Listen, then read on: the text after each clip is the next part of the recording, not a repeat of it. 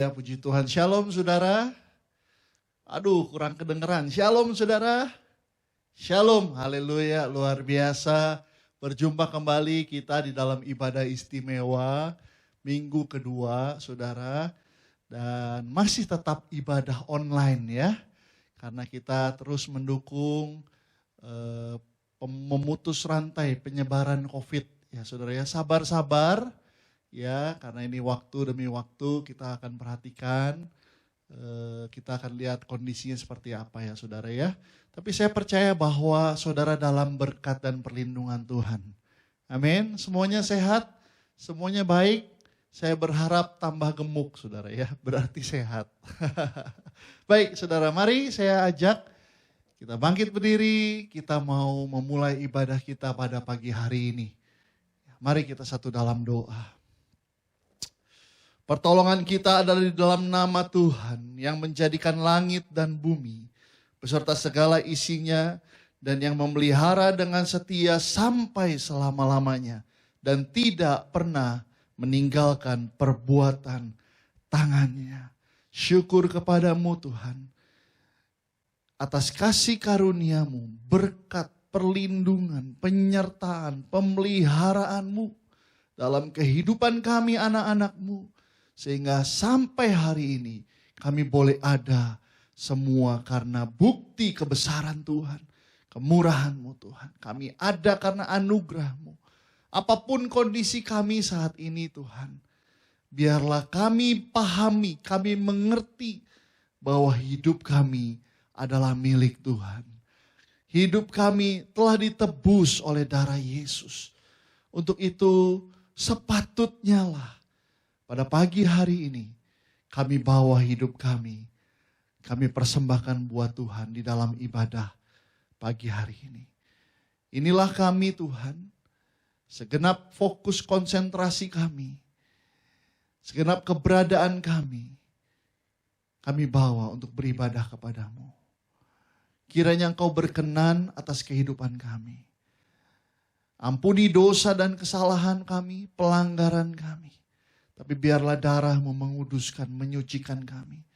Melayakkan kami untuk kami boleh menikmati perjumpaan dengan Tuhan Yesus pada ibadah pagi hari ini. Sebab itulah arti ibadah kami.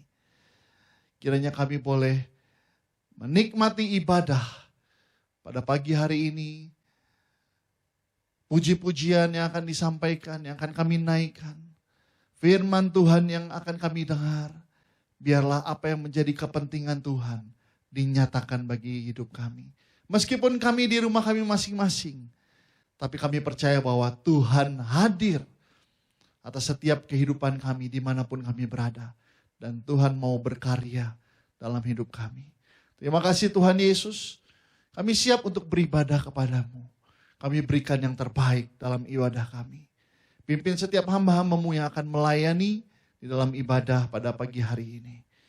Ibadah pagi hari ini ditahbiskan di dalam nama Allah Bapa, di dalam nama Allah Anak yaitu Yesus Kristus, dan di dalam nama Allah Roh Kudus. Supaya yang siap untuk beribadah bersama berkata, amin. Haleluya. Silakan duduk, saudara, selamat beribadah. Mari jemaat Tuhan, kita mengangkat pujian kita, mengangkat tangan kita buat Tuhan Yesus. Kita ekspresikan penyembahan kita. Bahkan jangan ragu kalau kita mau berlutut di hadapan Tuhan.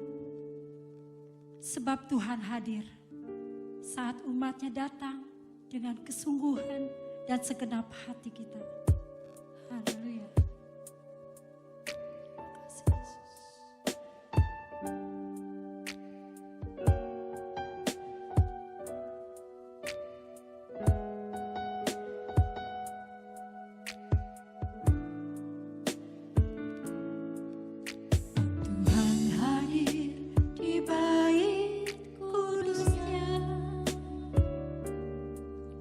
Saat umat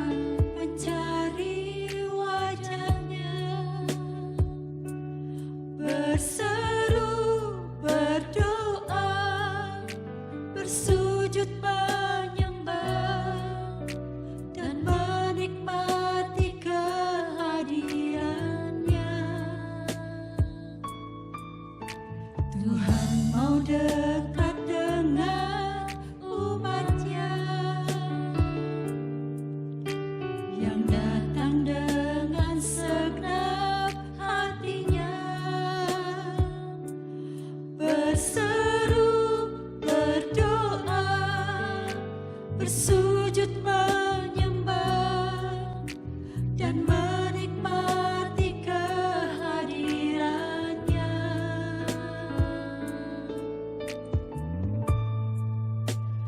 Hadiratmu memenuhiku, hadirat kudusmu penuhi baitmu, dan ku tersungkur menyembahmu, yang ku nampak hanya kemuliaanmu. Hadiratmu memenuhiku, hadirat kudusmu penuhi baitmu, dan ku tersungkur menyembahmu, yang ku nampak hanya kemuliaanmu. Dan ku tersungkur menyembahmu, yang ku nampak hanya kemuliaanmu. Ya Yesus, ya Yesus, hanya kemuliaanmu Tuhan.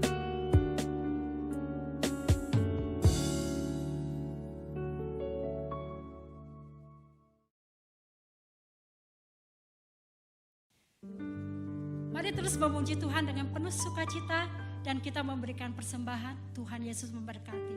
Kita mau terbang tinggi bersama Tuhan Yesus di dalam kemuliaan. Haleluya. Mari kita bersorak buat Tuhan. Kita bergoyang buat Tuhan. Haleluya Yesus. Firman-Mu Tuhan, berita bagi kakiku. Janji-Mu terang bagi jalan-jalanku. Kebenaran-Mu menuntunku setiap hari.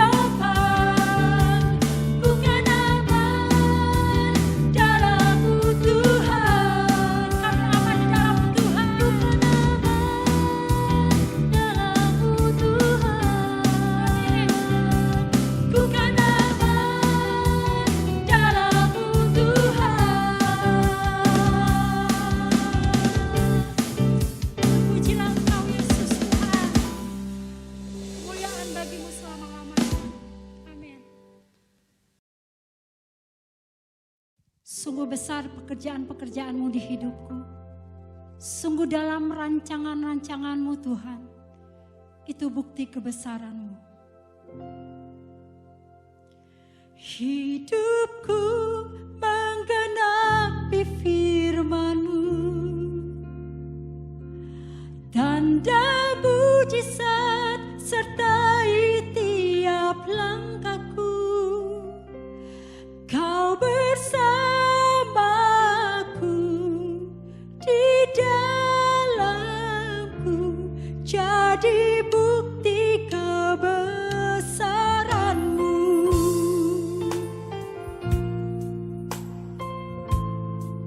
Kami mau katakan, Tuhan Engkau sempurna.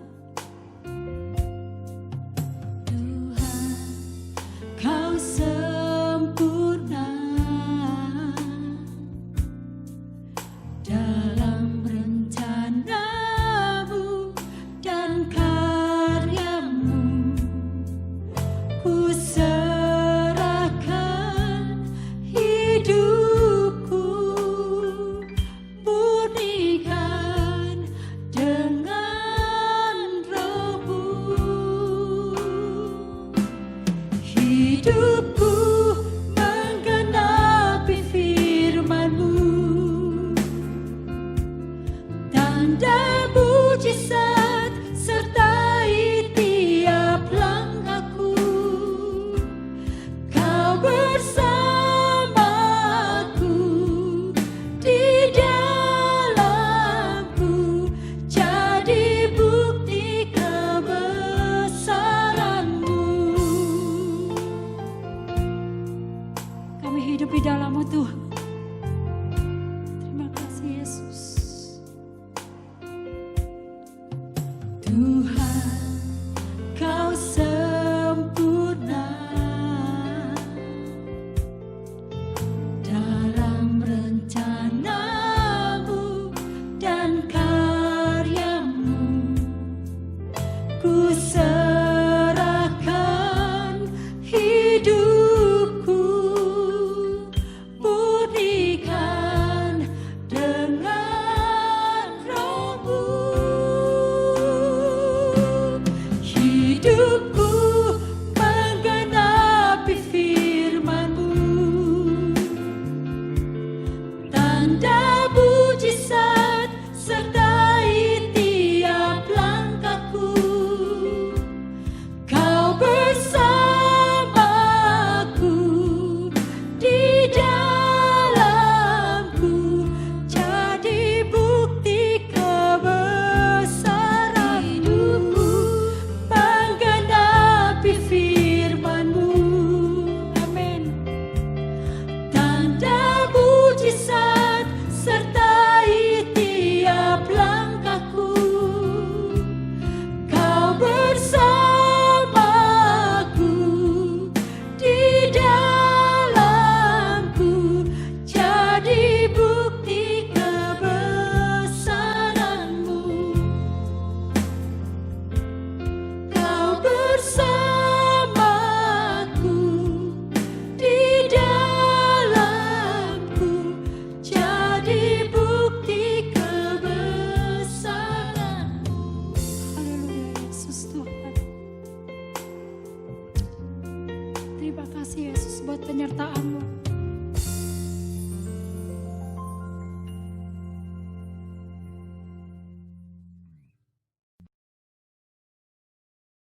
Shalom, jemaat yang dikasih Tuhan. Kembali kita boleh berjumpa kembali dalam ibadah walaupun masih di dalam rumah kita masing-masing. Dan sebentar kita akan menikmati kebenaran firman Tuhan. Untuk itu saya mengundang kita semua bangkit berdiri, kita mau berdoa. Maha besar Allah Bapa yang bertata di dalam kerajaan surga, Allah yang kami sembah di dalam nama Tuhan Yesus Kristus. Kembali kalau kami pada minggu hari ini, di pagi hari ini Tuhan, boleh beribadah kepada Tuhan, itu semua karena anugerah Tuhan. Itu semua adalah berkat Tuhan yang Tuhan limpahkan dalam kehidupan kami. Kami bersyukur atas pemeliharaan Tuhan, di mana Tuhan sudah memelihara kehidupan kami, sepekan yang sudah kami lalui ya Bapa. Dan sebentar kami akan menikmati kebenaran firman-Mu biarlah Engkau berfirman bagi kami, urapan-Mu dinyatakan atas kami semua, sehingga firman-Mu boleh memberkati kami. Kami siap untuk menikmati kebenaran firman-Mu, dan kami nyatakan dalam nama Yesus. Kami berdoa dan mengucap syukur. Semua jemaat yang dipersiapkan untuk menikmati kebenaran firman Tuhan, sama-sama katakan amin. Silakan duduk saudara. Ya, sekali lagi shalom jemaat yang dikasih Tuhan. Ya, kita akan menikmati kebenaran firman Tuhan. Dan saat ini saya mau ingatkan kembali, tema kita sepanjang tahun ini adalah Christian Lifestyle. Ya, bagaimana cara hidup orang percaya. Dan bulan ini kita boleh memasuki satu tema yang baru. Temanya adalah Be a Valuable Person. Bagaimana menjadi pribadi yang bernilai. Bagaimana menjadi pribadi yang bermakna. Ya, tentunya setiap kita orang percaya, kita berharga dan bernilai. Karena apa? Kita sudah dibeli dengan harga yang lunas dibayar oleh Tuhan melalui penebusan darah Kristus Yesus yang mati di atas kayu salib. Sesuai dengan firman Tuhan di dalam 1 Korintus pasal 6 ayat yang ke-20. Bukan hanya itu saja, kita berharga dan bernilai, kita juga dijadikan satu ciptaan yang baru di dalam Kristus. Ya, inilah yang membuktikan bahwa kita ini, semua orang percaya kita bernilai dan berharga di mata Tuhan. Nah sekarang, bagaimana kehidupan keseharian kita boleh menjadi pribadi-pribadi yang berharga. Ya, hidupnya bernilai bagi orang lain di tengah-tengah lingkungan di mana Tuhan tempatkan kita berada. Salah satu indikatornya adalah kita bisa lihat bagaimana karya hidupnya. Yaitu dia menjadi orang yang berhasil dalam menjalankan tugas kehidupan yang Tuhan percayakan di tengah-tengah kehidupannya. Baik dia sebagai kepala keluarga, dia sebagai seorang ayah, seorang ibu, sebagai seorang anak, maupun di tengah-tengah aktivitas kehidupan yang ia jalani. Dalam kehidupan usaha pekerjaannya, di dalam usaha bisnisnya, di dalam studinya, dan di dalam pelayanannya, dan lain sebagainya. Saat ini saudara, melalui kebenaran firman Tuhan pada pagi hari ini, saya ingin mengajak kita semua, mau melihat dan mau belajar dari seorang tokoh muda, yang di dalam Alkitab khususnya di dalam perjanjian lama. Ya, di dalam Hakim-Hakim pasal 6, pasal 7, dan pasal 8. Berbicara tentang Gideon. Gideon dia adalah orang yang mempunyai satu karya yang luar biasa di dalam hidupnya, di mana dia berhasil menjalankan misi yang Tuhan berikan kepada dia. Ya, keberhasilannya itu boleh membawa satu dampak yang luar biasa, membawa perubahan, membawa pembaharuan, bahkan membawa pemulihan bagi bangsanya, sehingga bangsanya boleh menikmati kemerdekaan, bangsanya boleh menikmati kelepasan, di mana bangsa Israel pada saat itu mereka hidup di dalam ketertekanan, mereka hidup dalam kemelaratan karena mereka dikuasai oleh orang-orang Median. Yuk mari saudara kita kasih Tuhan, kita mau lihat dan kita mau baca di dalam Hakim-Hakim pasal 6 ayat 1 sampai dengan yang ke-6. Ya, firman Tuhan saya ingin bacakan bagi saudara. Tetapi orang Israel melakukan apa yang jahat di mata Tuhan, sebab itu Tuhan menyerahkan mereka ke dalam tangan orang Midian 7 tahun lamanya. Dan selama itu orang Midian berkuasa atas orang Israel, karena takutnya kepada orang Midian itu, maka Israel membuat tempat-tempat perlindungan dari pegunungan, yakni gua-gua dan kubu-kubu. Setiap kali orang Israel selesai menabur, datanglah orang Midian, orang Amalek, dan orang-orang dari sebelah timur, lalu maju mendatangi mereka. Berkemahlah orang-orang itu di daerah mereka dan memusnahkan hasil tanah itu sampai ke dekat Gaza. Dan tidak meninggalkan bahan makanan apapun di Israel. Juga domba atau lembu atau keledai pun tidak. Sebab orang-orang itu datang maju dengan ternaknya dan kemahnya. Dan datangnya itu berbanyak-banyak seperti belalang. Orang-orangnya dan unta-untanya tidak terhitung banyaknya. Sekaliannya datang ke negeri itu untuk memusnahkannya. Sehingga orang Israel menjadi sangat melarat oleh perbuatan orang Midian itu, lalu berseluruhlah orang Israel kepada Tuhan. Nah di sini kita mendapatkan satu gambaran bagaimana kondisi bangsa Israel saat itu, ya, karena mereka tidak taat kepada Tuhan, mereka berubah setia kepada Tuhan. Mereka melakukan apa yang jahat di mata Tuhan, sehingga Tuhan mengizinkan orang Midian menguasai mereka. Dan bahkan keberadaan orang Midian itu menjadikan mereka sangat melarat dan sangat miskin. Ya, kondisi inilah yang dialami oleh orang bangsa Israel pada saat itu. Dan ketika bangsa Israel berseru kepada Tuhan, maka Tuhan menjawab mereka. Yang pertama, Tuhan mengirimkan seorang nabi, di mana nabi itu menjelaskan kenapa dan alasannya, kenapa mereka dalam keadaan penindasan, kenapa mereka dalam keadaan kemelaratan, ya, karena mereka sudah meninggalkan Tuhan. Dan bukan itu saja, Tuhan juga mengirimkan malaikatnya datang kepada Gideon. Di dalam ayat yang ke-12, saudara, saya ingin bacakan kepada saudara. Malaikat Tuhan menampakkan diri kepadanya dan berfirman kepadanya demikian, Tuhan menyertai engkau, ya pahlawan yang gagah perkasa. Malaikat Tuhan datang secara pribadi kepada Gideon dan berkata, Tuhan menyertai engkau, ya pahlawan yang gagah perkasa. Dan di dalam ayat yang ke-14, lalu berpalinglah Tuhan kepadanya dan berfirman, pergilah dengan kekuatanmu ini dan selamatkanlah orang Israel dari cengkraman orang Midian. Bukankah aku mengutus engkau? Ya, di sini jelas bahwa Tuhan mengutus Gideon supaya Gideon melepaskan bangsa Israel dari cengkraman orang Midian. Dan di dalam pasal 8 ayat yang ke-28, saudara, ya, di situ dikatakan, demikianlah orang Midian tunduk kepada orang Israel dan tidak dapat menegakkan kepalanya lagi. Maka amanlah negeri itu 40 tahun lamanya pada zaman Gideon. Ayat 28 menggambarkan bagaimana karya Gideon. Dia berhasil menjalankan misi Tuhan. Ya. Dia berhasil membawa perubahan kondisi. Dia berhasil membawa pemulihan bangsa Israel pada saat itu. Sehingga bangsa Israel kembali aman. Terlepas dari cengkraman orang-orang Midian. Dan mengalami keamanan selama 40 tahun. Ini adalah sebuah karya hidup yang luar biasa. Yang ditampilkan melalui seorang yang namanya Gideon. Bukankah ini bisa kita katakan bahwa Gideon hidupnya bernilai di mata Tuhan, dan khususnya Gideon hidupnya bernilai di mata orang-orang sebangsanya. Dan demikian juga saudara yang dikasih Tuhan, Tuhan juga rindu untuk menginginkan kita sebagai orang percaya.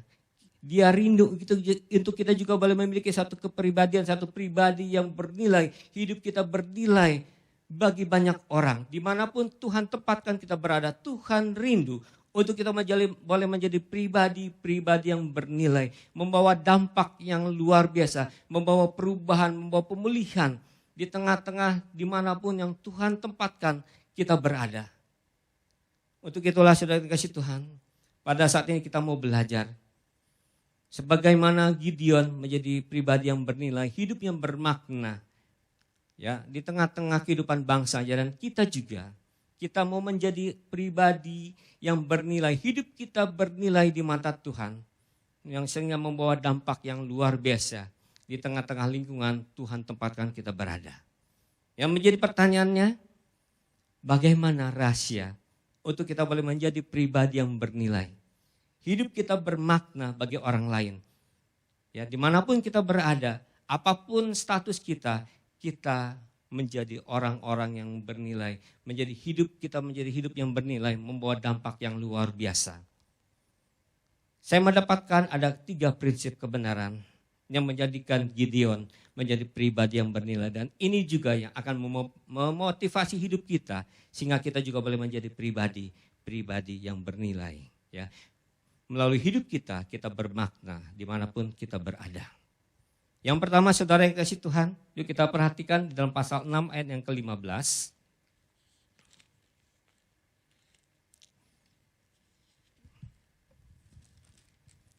Ya, pasal 6 ayat yang ke-15 ya. Kita lihat bagaimana respon daripada Gideon pada saat Tuhan mengutus dia. Ayat 15, tetapi jawabnya kepadanya, Tuhanku, dengan apakah aku akan kuselamatkan orang Israel? Ketahuilah, kaumku adalah yang paling kecil di antara suku Manasye, dan aku pun seorang yang paling muda di antara kaum keluargaku. Kita melihat, kita mendapatkan bagaimana respon Gideon pada saat Tuhan mengutus dia. Gideon merasa dia adalah orang yang sangat-sangat miskin.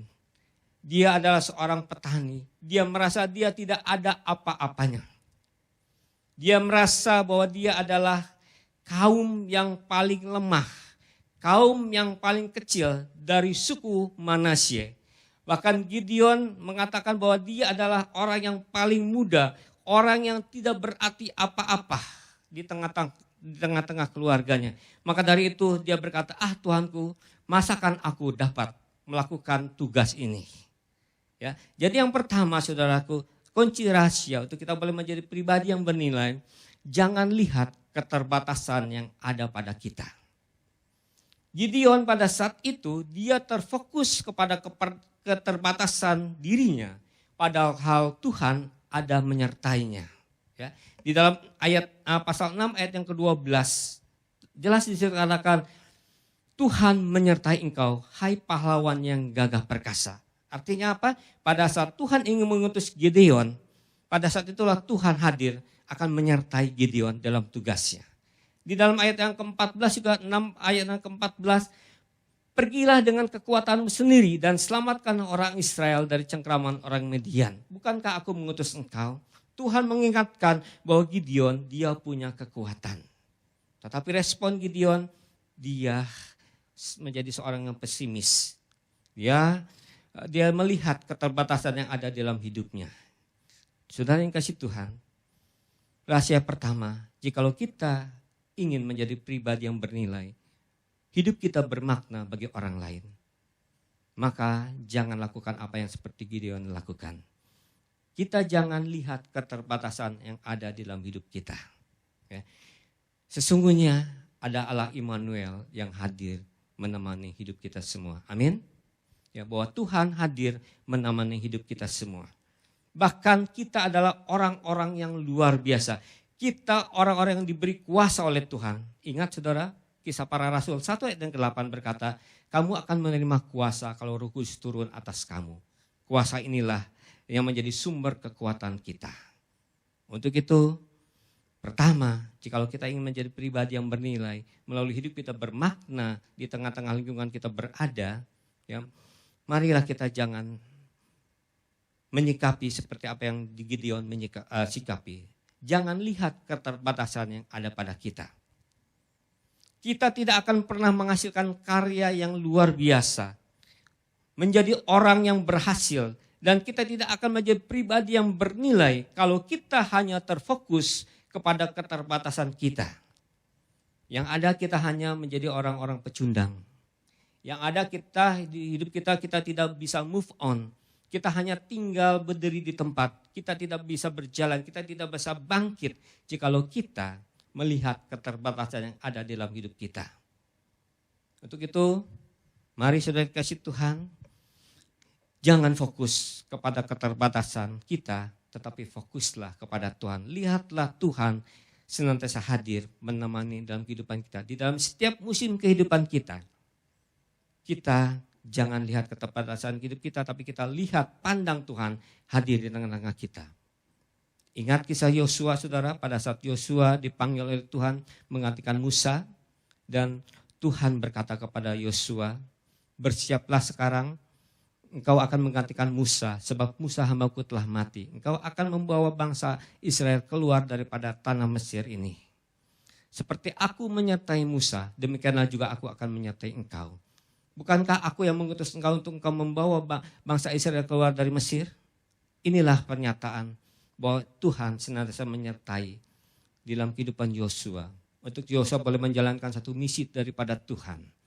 Ya, untuk itulah juga saudara Tuhan, hal yang sama juga dengan kita. Jikalau kita ingin menjadi pribadi yang bernilai, maka yang pertama, jangan kita lihat keterbatasan yang ada pada kita. Itu yang pertama saudara. Yang selanjutnya yang kedua saudara, jaga, pelihara dan hiduplah dalam kasih mula-mula.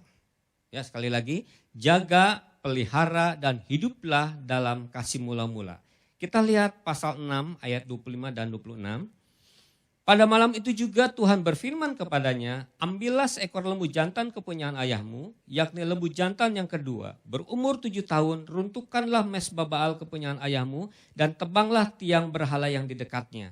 Kemudian dirikanlah mesbah bagi Tuhan Allahmu di atas kubu pertahanan ini dengan disusun baik. Lalu ambillah lembu jantan yang kedua dan persembahkanlah korban bakaran dengan kayu tiang berhala yang kau tebang itu. Perintah Tuhan kepada Gideon supaya Gideon meruntuhkan mesbah Baal dan merobohkan tiang berhala yang di dekatnya. Dan menggantikan dengan membangun mesbah di hadapan Tuhan. Ya. Itu mengandung maksud bagaimana Allah mengingatkan kepada bangsa Israel melalui Gideon bahwa semua yang dilakukan oleh bangsa Israel itu adalah jahat di mata Tuhan dan mendukakan hati Tuhan. Dan itu juga mengingatkan kepada bangsa Israel bahwa inilah sumber kemalangan dan kemelaratan mereka. Tapi bersyukur Tuhan mengutus Gideon. Ya, Gideon untuk meruntuhkan mesbah Baal dan merobohkan tiang berhala yang di dekatnya. Karena Tuhan rindu untuk memulihkan umat kesayangannya. Ya. Supaya bangsa Israel berbalik dari kejahatan, dari dosa-dosanya dan dia datang kepada Tuhan dan bertobat kepada Tuhan. Dan inilah langkah rekomitmen dan recovery bagi pemulihan hubungan antara Allah dan umat kesayangannya, yaitu umat pilihannya, yaitu bangsa Israel.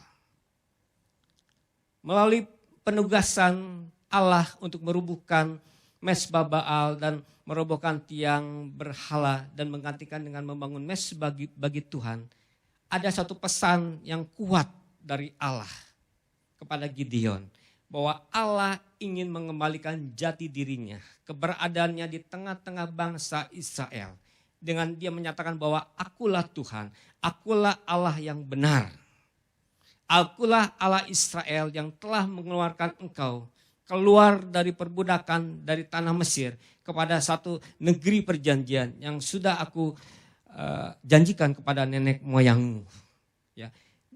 Dan juga pesan yang lain bahwa dia juga adalah Allah Israel satu-satunya yang harus menjadi pusat penyembahan dan pusat ibadah mereka. Bangsa Israel harus mengasihi Tuhan Allahnya dengan segenap hatinya, dengan segenap jiwanya, dan dengan segenap kekuatannya.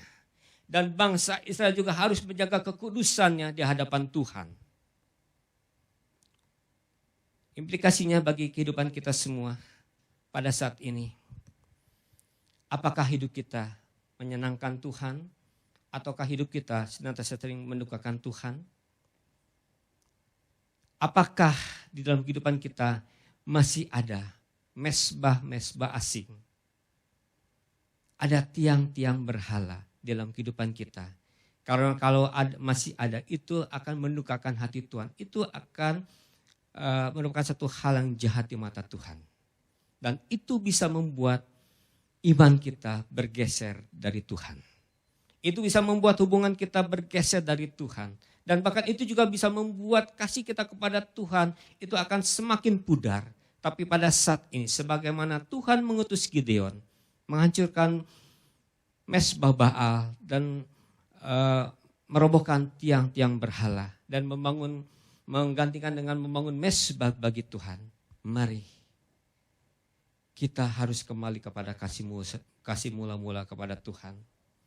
Sehingga kita benar-benar mengasihi Dia dengan segenap hati kita, dengan segenap jiwa kita, dengan segenap kekuatan kita. Dan kita juga menjadikan Allah kita sebagai pusat penyembahan kita, sebagai pusat ibadah kita. Dan kita juga harus menjaga kekudusan di hadapan Tuhan. Karena apa? Ada satu ayat firman Tuhan, tanpa kekudusan kita tidak bisa mungkin melihat Tuhan. Artinya apa? Tanpa kekudusan kita tidak bisa mengalami kehadiran Tuhan. Tanpa kekudusan kita tidak akan mengalami pertolongan Tuhan. Tanpa kekudusan kita tidak akan mengalami jamahan Tuhan. Untuk itulah saudara kita Tuhan, mari kita jaga, mari kita pelihara dan kita hidup di dalam kasih mula-mula. Jikalau kita rindu untuk menjadi pribadi yang bernilai bagi Tuhan, bagi orang-orang lain di sekitar kita, mari kita jaga dan kita pelihara dan kita hidup di dalam kasih mula-mula. Karena dengan itulah kita akan menikmati kehangatan kasih Tuhan. Kita akan menikmati bagaimana benar-benar Tuhan hadir menyertai dalam kehidupan kita. Sehingga kita bisa menjadi orang-orang yang berhasil di dalam setiap apapun yang kita lakukan. Dan itu akan menghasilkan satu karya hidup yang luar biasa. Dan kita akan menjadi pribadi-pribadi yang bernilai dan pribadi-pribadi yang berharga melalui kehidupan kita. Itu yang kedua, saudara. Dan yang ketiga, yang terakhir, ya, selain yang pertama tadi adalah jangan lihat keterbatasan yang ada pada diri kita. Dan yang kedua, kita harus tetap jaga, pelihara, dan hidup di dalam kasih mula-mula. Yang ketiga adalah kita tetap beriman dan taat kepada Tuhan. Kita tetap beriman dan taat kepada Tuhan. Yuk kita perhatikan, ya, setelah Gideon benar-benar menyadari bahwa dia adalah benar-benar diutus oleh Tuhan dan dia menyadari bahwa Tuhan menyertai dia, maka dia mengumpulkan seluruh rakyat Israel untuk boleh bersama-sama dengan dia menyerang orang Median. Tetapi apa yang dikatakan oleh Tuhan, kita baca dalam pasal yang ke-7 ayat yang kedua. Berfirmanlah Tuhan kepada Gideon, terlalu banyak rakyat yang bersama-sama dengan engkau itu daripada yang kau kehendaki untuk menyerahkan orang Midian ke dalam tangan mereka. Jangan-jangan orang Israel memegah-megahkan diri terhadap aku sambil berkata, tanganku sendirilah yang menyelamatkan engkau.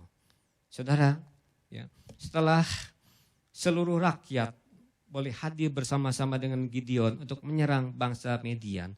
Pada saat itu Tuhan berfirman kepada Gideon, Gideon, terlalu banyak orang yang ikut dengan engkau. Karena itu tidak sesuai dengan apa yang aku kehendaki. Makanya Tuhan memberikan perintah kepada Gideon, suruhlah orang-orang yang takut. Ya, kalau orang-orang yang takut suruhlah mereka pulang ke rumah mereka masing-masing. Dan di situ didapatkan ada 22 orang yang takut dan yang pulang. Ya, tadi jumlah semua rakyat yang ikut bersama Gideon, jumlahnya semuanya ada 32.000 orang. Dan setelah Gideon memerintahkan berkata, siapa yang takut engkau boleh pulang. Dan didapati ada 22.000 orang. Dan tinggal 10.000 orang yang bersama-sama dengan Gideon. Tetapi dengan 10.000 orang tersebut juga Tuhan juga masih berkata kepada Gideon, masih terlalu banyak Gideon. Dan Tuhan memerintahkan kepada Gideon, cobalah mereka suruh meminum air, turun meminum air. Dan aku akan memberitahukan kepada engkau, barang siapa orang yang meminum air dengan tangan dan menyilatnya ke lidah.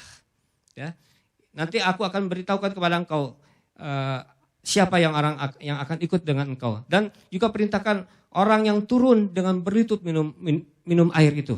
Dan didapati saudara, orang yang minum dengan menadahkan tangannya dan menjilat dengan lidahnya itu ada 300 orang.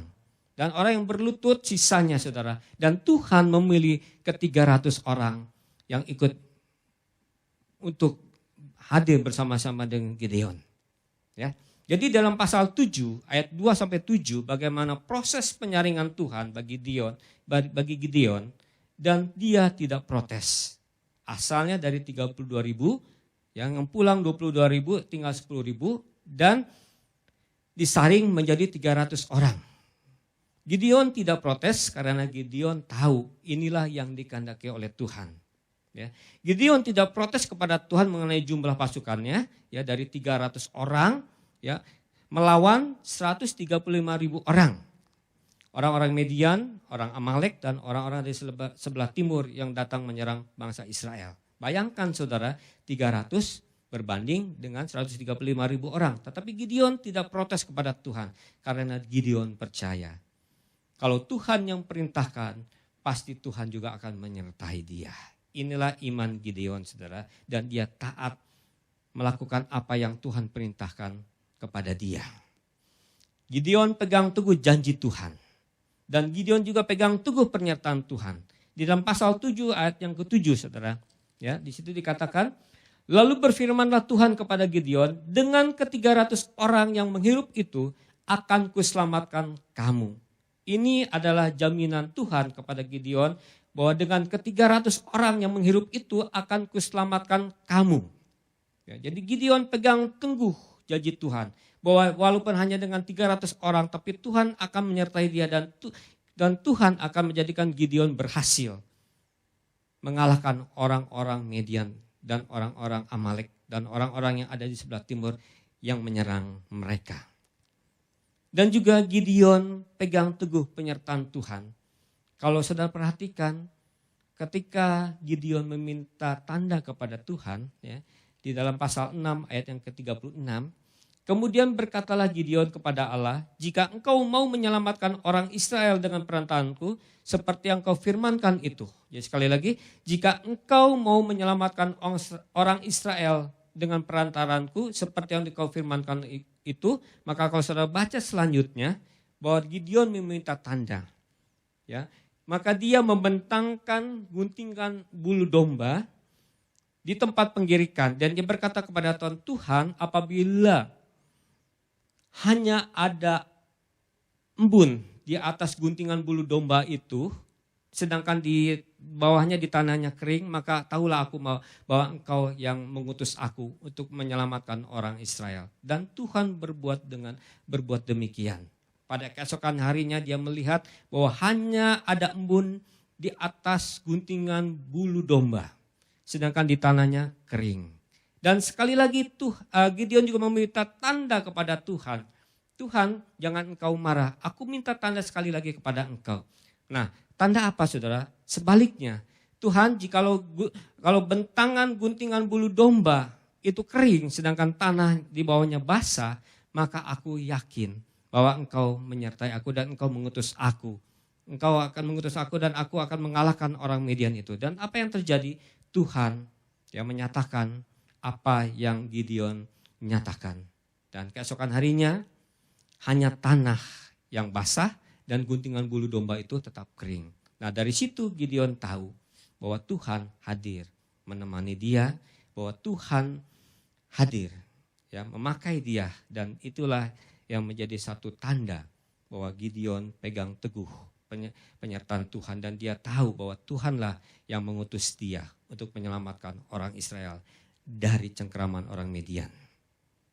Dan juga yang terakhir, Tuhan juga memberikan spirit kepada Gideon, ya, melalui perkataan mimpi orang Amalek. Pada saat malam harinya Tuhan memberitakan, Gideon, turunlah engkau ke perkemahan orang-orang Midian. Jikalau engkau takut, kau libatkan pura bujangmu itu. Dan pada saat malam itu juga Tuhan turun, ya, sampai kepada pos penjagaan daripada orang Amalek tersebut. Dan pada saat itu dia boleh mendengar ada dari seorang orang Amalek berkata, aku melihat mimpi ada sekeping roti jelai jatuh ke kemah orang Midian. Dan pada saat roti jelai itu ada dalam kemah orang Midian, maka robohlah seluruh kemah itu. Dan temannya berkata, ini adalah pertanda dari Tuhan, bahwa ini adalah pedang Gideon. Dan Tuhan menyerahkan orang Amalek kepada Gideon. Dan pada saat Gideon mendengar, maka dia sujud menyembah dan dia yakin, dia imani bahwa Tuhan benar-benar mengutus dia untuk menyelamatkan bangsa Israel dari serangan orang Amalek itu. Gideon pegang teguh janji Tuhan dan Gideon pegang teguh penyertaan Tuhan dalam kehidupannya. Dan hasilnya kita lihat di dalam pasal 7 ayat yang ke-15. Ya, apa yang dikatakan oleh Gideon? Pasal 7 ayat yang ke-15. Segera sesudah Gideon mendengar mimpi itu diceritakan dengan maknanya, sujudlah ia menyembah. Kemudian pulanglah ia ke perkemahan orang Israel lalu berkata, bangunlah sebab Tuhan telah menyerahkan perkemahan orang Midian ke dalam tanganmu. Ini merupakan satu statement iman daripada Gideon. Ya. Gideon beriman kepada Tuhan, bangunlah sebab Tuhan telah menyerahkan perkemahan orang Midian ke dalam tanganmu, ke dalam tangan orang Israel. Ini adalah satu bukti bahwa Gideon beriman dan taat kepada Tuhan. Saudara, ini juga prinsip yang ketiga, jikalau kita menghendaki menjadi pribadi yang bernilai, menjadi pribadi yang bermakna melalui hidup kita, dimanapun Tuhan tempatkan, apapun musim kehidupan yang kita jalani. Mari kita tetap terus beriman kepada Tuhan dan kita terus taat kepada Tuhan. Walaupun saudara, ya, kadang-kadang cara kerja Tuhan itu berbeda dengan cara apa yang kita ingini. Bayangkan saudara, hanya 300 orang. Tuhan hanya pakai 300 orang untuk menyelamatkan bangsa Israel melalui Gideon. Melawan 135.000 orang banyaknya. Tapi marilah saudara yang kasih Tuhan, kita harus meneladani apa yang Gideon lakukan. Dia tetap beriman, dia tetap taat kepada Tuhan. Kita tetap percayakan kepada cara kerja Tuhan dan bukan kepada cara kerja kita. Karena bagi Tuhan tak ada yang mustahil dan banyak bukti yang sudah kita alami lewat kehidupan kita sehari-hari. Bagaimana kita sudah mengalami satu pengalaman hidup yang manis dan indah dengan Tuhan. Itu semua akibat Tuhan senantiasa menyertai dalam kehidupan saya dan saudara. Inilah ketiga prinsip inilah yang menjadikan Gideon menghasilkan satu karya yang luar biasa dalam hidupnya. Dia menjadi seorang pribadi yang berhasil menjalankan misi Tuhan. Dan keberhasilannya itu boleh membawa dampak perubahan yang luar biasa. Membawa dampak pembaharuan bahkan pemulihan di tengah-tengah bangsanya. Sehingga melalui kepemimpinan Gideon, bangsa Israel mengalami keamanan, ketentraman dan kedamaian selama 40 tahun. Dan itu semua kita bisa katakan bahwa Gideon, dia bernilai, pribadinya bernilai di hadapan, pribadinya bernilai dan hidupnya bermakna. Ini pula lah yang menjadi kerinduan kita semua, bahkan menjadi kerinduan Tuhan bagi kita semua. Mari kita sebagai orang-orang percaya, kita juga harus berdampak. Dimanapun Tuhan tempatkan kita, melalui apa yang kita kerjakan, kita menjalankan misi Tuhan, kita mengerjakan apa yang Tuhan perintahkan dalam kehidupan kita. Di dalam setiap musim kehidupan kita, mari kita harus menjadi pribadi-pribadi yang bernilai. Melalui hidup kita, melalui karya hidup kita menjadi orang-orang yang berhasil. Ya, orang-orang berhasil yang membawa dampak perubahan. Baik itu di tengah-tengah keluarga kita, baik itu di tengah-tengah pekerjaan kita, baik itu di tengah-tengah pelayanan kita dan lain sebagainya. Mari kita harus menjadi pribadi-pribadi yang bernilai. Pribadi-pribadi memiliki nilai hidup yang begitu luar biasa. Dengan ketiga cara, dengan ketiga prinsip, jangan pernah melihat keterbatasan yang ada pada hidup kita.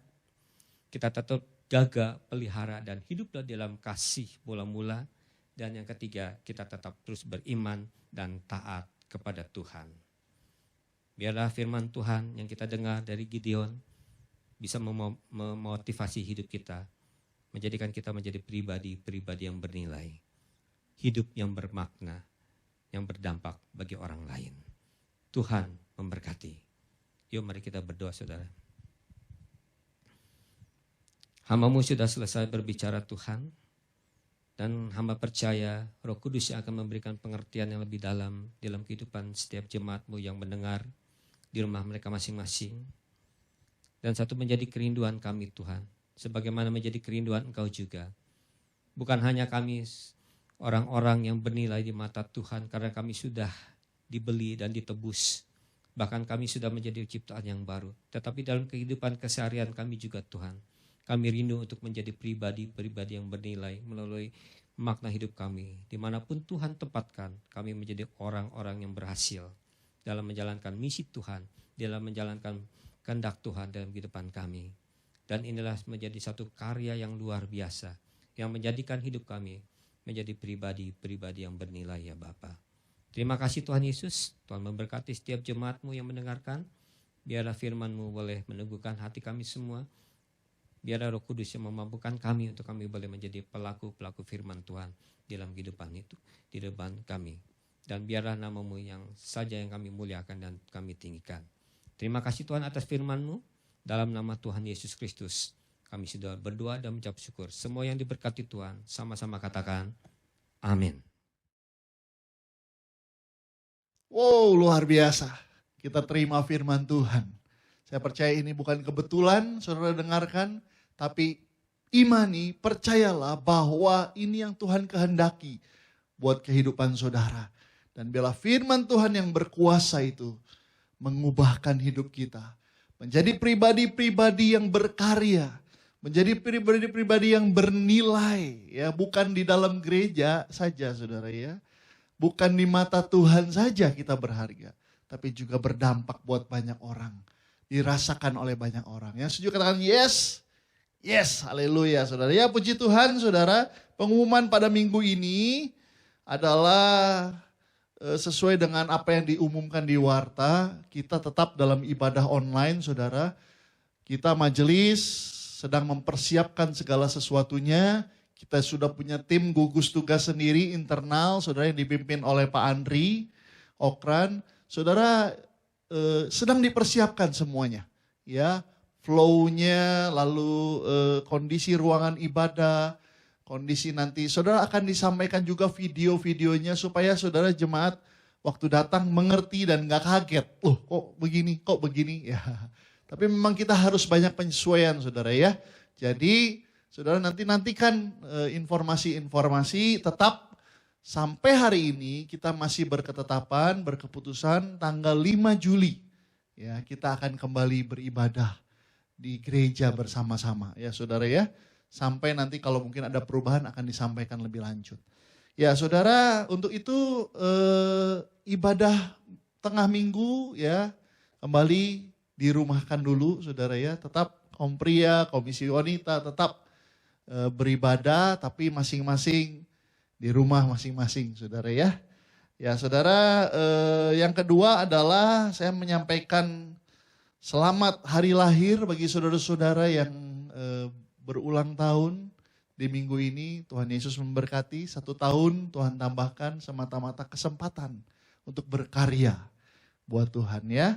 Dan juga saudara-saudara kita, keluarga-keluarga yang menikmati hari ulang tahun pernikahannya ya. Ada majelis sekretariat, keluarga majelis sekretariat, keluarga Pak Dimitri, selamat. Juga ada gembala dari Bukit Nasaret ya. Keluarga Pak Thomas, selamat. Ya, lalu majelis bilang doa juga, keluarga Bu Murni, selamat. Dan juga nanti sebentar lagi keluarga dari majelis bidang bindik, Pak Robert, saudara ya. Siap-siap ya Pak Robert. Ya baik saudara, dan juga terus bawa dalam doa.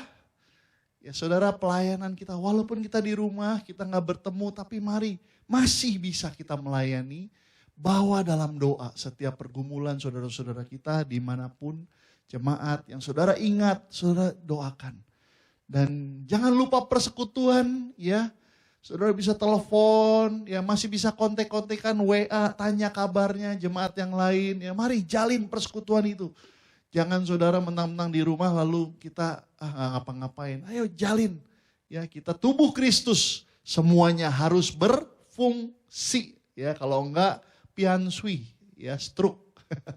Ya jadi semuanya harus berfungsi ya. Baik, itu saja saudara, dan selamat hari Minggu, selamat menjalani minggu yang baru, tetap kuat, tetap bertahan, tetap jaga kesehatan. Saya pikir ini udah kembali dibuka, agak sedikit longgar tapi bukan berarti kita semena-mena ya. Hati-hati karena grafiknya masih naik saudara ya, masih ada yang positifnya bertambah cukup banyak. Jadi saudara tetap jaga ya, jangan sembarangan ya. Mohon maaf karena saya setiap hari sekarang melihat di lapangan ini rame, tapi gak pada pakai masker saudara. Waduh, ngeri-ngeri ya. Jadi saudara, jemaat Tuhan, gereja Tuhan tetap jaga ya. Jadi teladan, kasih tahu buat yang lain, jaga kondisi, pakai masker, cuci tangan, ya mandi saudara ya, setiap kita keluar rumah. Baik, itu saja, mari kita bangkit berdiri, kita akan akhiri ibadah kita pagi hari ini. Bersyukur buat kebaikan Tuhan yang memperkenankan kita pada pagi hari ini untuk kita boleh beribadah, menikmati hadiratnya, menikmati perjumpaan dengan Tuhan. Kami bersyukur Tuhan Yesus buat kelayakan perkenanan-Mu bagi hidup kami. Inilah yang kami bawa buat Tuhan. Kiranya apa yang kami lakukan di dalam ibadah kami pada hari ini menyenangkan Tuhan. Kami pastikan bahwa inilah yang terbaik dan kami persembahkan hanya buat kesenangan Tuhan Yesus. Engkau dimuliakan. Berkati setiap para pelayan Tuhan, worship leader, pemain musik, hamba-Mu yang telah memberitakan firman Tuhan, tim pelayan multimedia yang menyediakan video bagi kami semua. Tuhan Yesus memberkati kami semua, setiap para pelayan-Mu. Dan kami berdoa bersama-sama bersyafaat bagi bangsa kami. Tuhan tolong bangsa ini. Kami berseru kepadamu karena kami tahu hanya Engkaulah yang sanggup. Engkaulah Allah yang berkuasa. Engkaulah yang pemilik alam semesta ini. Engkaulah pemilik hidup kami. Kami percaya bahwa semua di dalam kendali Tuhan. Dan Engkaulah Alfa dan Omega, yang awal dan akhir. Untuk itu kami tidak khawatir. Kami dengan penuh keyakinan terus melangkah. Meskipun situasi begitu sulit, tapi kami terus melangkah. Karena kami tahu Allah di pihak kami. Siapakah lawan kami? Terima kasih Tuhan Yesus. Allah Immanuel yang menjamin kehidupan kami. Engkau beserta dengan kami. Baik dalam usaha dan pekerjaan kami. Baik dalam rumah tangga kami. Baik dalam pelayanan kami. Engkau memberkati. Dan terus kami berkomitmen Tuhan untuk kami tampil bersinar. Supaya setiap orang melihat, mengenal kami dan mengenal siapa yang kami sembah. Yaitu Yesus Kristus Tuhan. Mari setiap jemaat yang dikasihi Tuhan, angkat tanganmu terima berkat Tuhan. Bawalah berkat Tuhan. Karena kasih Allah Bapa, pengorbanan Yesus di atas kayu salib. Yang telah membuktikan, menunjukkan kasih-Nya atas kita. Serta persekutuan yang manis dengan Roh Kudus. Dia yang beserta dengan engkau. Menjadi penghibur, penolong, mengingatkan kau akan janji-janji firman Tuhan. Mulai hari ini sampai Tuhan Yesus datang kedua kalinya. Maranatha, Tuhan Yesus datanglah segera. Kita yang diberkati dan percaya bersama berkata, amin, haleluya. Puji Tuhan, sampai jumpa minggu depan. Tuhan Yesus berkati, haleluya.